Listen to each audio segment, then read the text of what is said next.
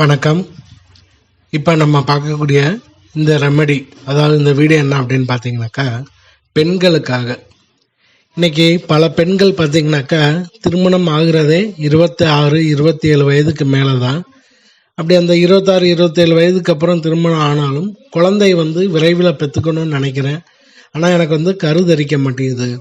8 மாதம் ஆச்சு, 1 வருடம் ஆச்சு எனக்கு திருமணம் ஆகி. ஆனால் கரு விரைவாக நான் தரித்து குழந்தை பெற்றுக்கணும்னு நினைக்கிறேன். ஆனால் தாமதம் ஆகுது. செக் பண்ணும்போது எந்த குறையும் இல்லை, நல்லா இருக்குன்னு சொல்லியிருக்காங்க. ஆனால் எனக்கு என்னன்னு தெரியல, எந்த காரணமும் இல்லாமல் தாமதமான குழந்தை பெற்றுக்கிறதுல தாமதம் ஏற்படுது. அப்படின்றவங்களுக்கு உணவு வழியில் ஒரு அருமையான தீர்வு. இந்த பெண்களாக ஆக்குறதுக்கு, ஒரு பெண்ணை தாயாக ஆக்குறதுக்கு உணவு வழியில் ஒரு அருமையான தீர்வு. குழந்தை பாக்கியம் விரைவாக கிடைக்கிறதுக்கு இந்த உணவு ரொம்ப சூப்பராக வேலை செய்யும். சரி, இப்போ இது என்ன அப்படின்னு பார்த்தீங்கன்னாக்கா,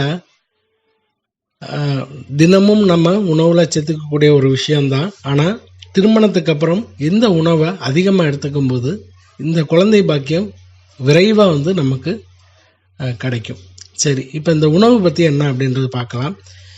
இது என்ன அப்படின்னு பார்த்தீங்கன்னாக்கா, கத்திரிக்காய்.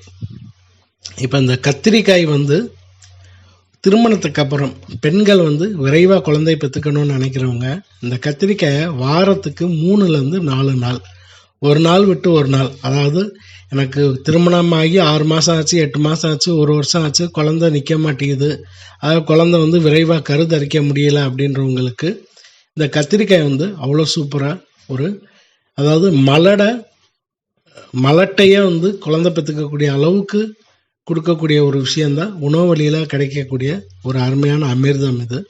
இந்த கத்திரிக்காயை நீங்கள் கூட்டாவோ இல்லை கத்திரிக்காய் குழம்பு, கத்திரிக்காய் கூட்டு, கத்திரிக்காயில் கிடைக்கக்கூடிய உணவு வழியில் நீங்கள் எதை வேணாலும் எடுத்துக்கலாம்.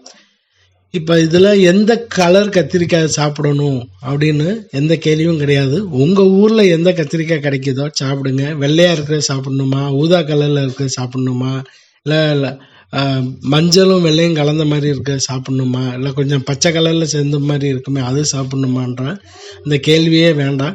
உங்கள் ஊரில் எந்த நடைமுறையில் என்ன கத்திரிக்காய் இருக்கோ அந்த கத்திரிக்காய் எடுத்துக்கிட்டால் போதும்.